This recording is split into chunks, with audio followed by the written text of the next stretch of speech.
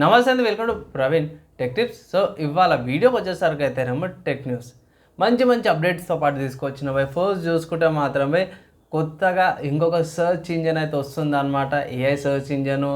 And ఒక మంచి mini ఐటెక్స్ mother board update, మంచి గేమ్ వచ్చింది. అండ్ రియల్మీ 30కి సంబంధించిన అప్డేటు, అండ్ ఒక మంచి స్మార్ట్ ఫోన్కి సంబంధించిన లాంచ్ డేట్ కూడా కన్ఫర్మ్స్ అయిపోయినవి. దానికి సంబంధించిన అప్డేట్ ఈ వీడియో తీసుకొస్తున్న వీడియో యూస్ఫుల్ ఉంటుంది, లాస్ట్ దాకా చూడండి. చిన్న రిక్వెస్ట్ ఏంటంటే ఛానల్ సబ్స్క్రైబ్ చేసుకొని లేటెస్ట్ అప్డేట్స్ కోసం.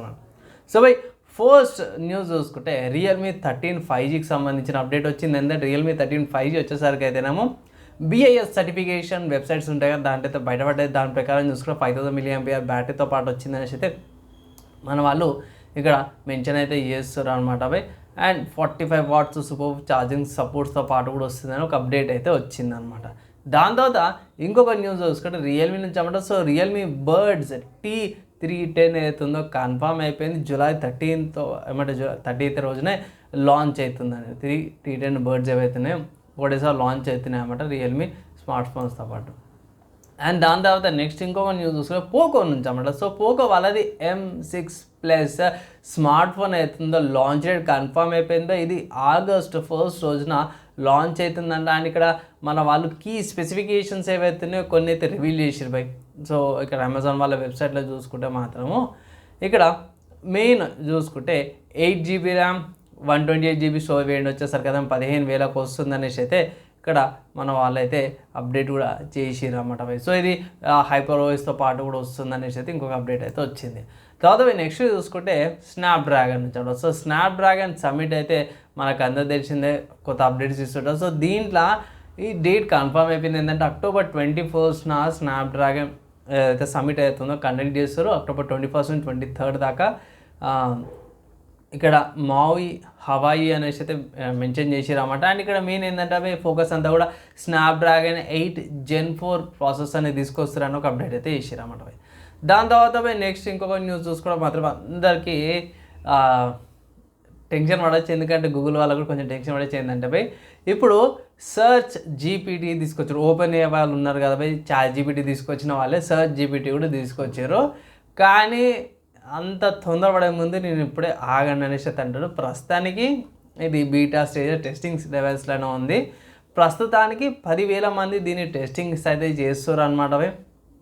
అందరికీ కాదు.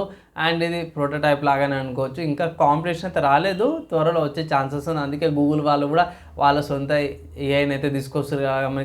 గూగుల్ వాళ్ళ జెమినై ఏఐ కూడా ఉంది కదా. సో అట్లనే ఏఐ ఇంకా రేస్ అయితే నడుస్తూనే ఉంది బై. ఇంకొంచెం బెటర్గా ఏమంటారు సర్చ్ అయితే బాగుంది, కానీ ఇంకా టైం అయితే పడుతుంది బై రాని. ఇంకా మేబీ 2-3 monthsలో ఇంకొంచెం అప్డేట్ వచ్చినాక అప్డేట్ అయితే చేస్తున్నాం. హార్డ్వేర్ సంబంధించిన న్యూస్ చూసుకుంటే మాత్రమే ఇంటెల్ నుంచి అన్నమాట.